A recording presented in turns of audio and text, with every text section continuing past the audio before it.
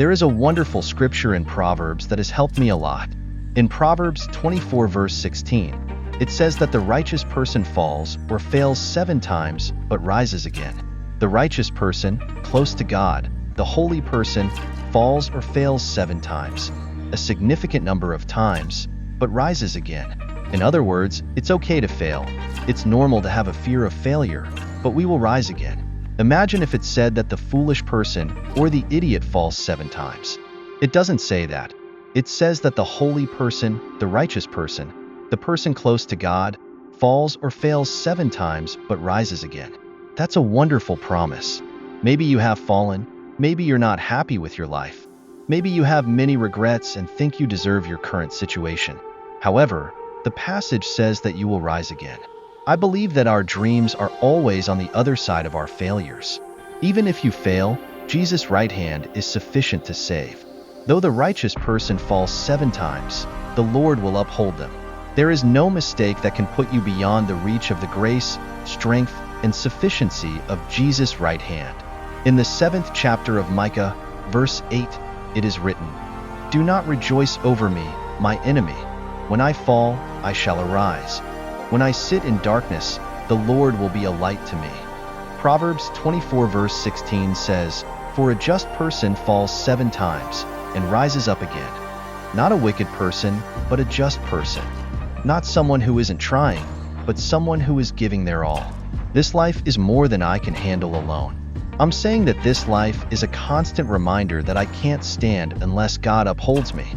The passages we read this morning are not about not falling, nor even about falling, but about what will become of us after we fall. What will become of me after I fall? It's not a question of if you will fall, if your faith will be shaken, or if you will make mistakes in your life. The question is, will you allow God to work in your life after you fall, just as you allowed Him to work in your life when you thought you would never fall? Will you allow God to restore what has been broken? Will you allow Him to turn your failure into victory? Or will it be the end of you, your testimony, and your faith? Observe what Micah tells us, "When I fall, I shall arise." There is no option of not falling, but there is a choice after falling, to get up or stay down. Micah states, "When I fall, I shall arise. When I sit in darkness, the Lord shall be my light." This could mean emotional, physical, spiritual, or circumstantial darkness. There will be dark days and periods in your life. What I want to know is if the Lord will be a light for you during those times. Many people exalt the Lord in times of victory and forget Him in times of difficulty. They praise Jesus Christ when the sun is shining but fall into despair when it sets. This man said there is a light that drives out the darkness in his life. He didn't say there would be no darkness, but that he has a light. Micah said, "Do not rejoice over me, my enemies, for when I fall, I shall arise." He did not complain about his troubles or get discouraged about being knocked down. He understood the principle of resilience in his spirit amidst difficulties, speaking of victory. If you want to overcome a challenge, you must act like Micah. This problem did not come to stay, it came to pass. God being for me is more than the world against me. I shall arise. Proverbs says that a righteous person falls 7 times but rises again. Get your fire back, get your passion back. Nothing you have done is too much for God's mercy. He knew every mistake we would ever make and has already taken them into account in His plan. He has a plan even for the times we have missed it. You may be down, but that is not your final destination. God is saying, get ready to rise. The question is, when will you get up? Understand that falling is part of learning to walk. What child learns to stand without falling? When a child stands up for the first time, they are unstable, like a wobbling drunk, and then they fall. This is part of the learning process. Until you learn to stand, you cannot learn to walk.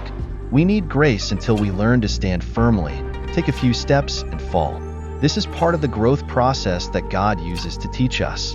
Proverbs 24 verse 16 says that the righteous may trip 7 times, but they will get up again. But one disaster is enough to overthrow the wicked. God helps us. We may fall 7 times, but we get back up. How many of you have children? When your children were babies, they crawled, and one day, miraculously, they stood up for the first time. What did they do next? They fell. But none of you said, "Stay there, baby." Instead, you said, "Get up, come to mommy, come to daddy." And the baby got up and fell again. And you said, "Do it again." Sometimes the baby fell on their back, sometimes on their face, and you encouraged them to try again because you knew if they never fell and got up, they would never learn to walk, to run, to reach their full potential.